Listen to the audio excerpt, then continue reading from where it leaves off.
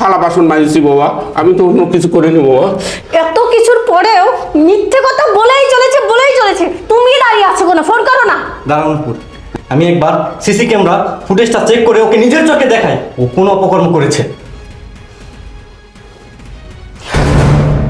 নূপুর, আমরা তো ভুল করেছি। মানে? ও তো বোতল পরিষ্কার করছে, দেখো। সি সি সি, আমরা এটা কি করেছি? বাবার বয়সী একজন মানুষের গায়ে হাত তুলেছি। চাচা, আপনি আমাদেরকে ক্ষমা করে দিবেন। আমরা না জেনে না বুঝে আপনাকে অপমান অপদস্থ করেছি, আপনার গায়ে হাত তুলেছি। চাচা, আমাদেরকে ক্ষমা করে দেন। হ্যাঁ চাচা, আমিও ভুল করেছি, আপনি আমাকেও ক্ষমা করে দেবেন।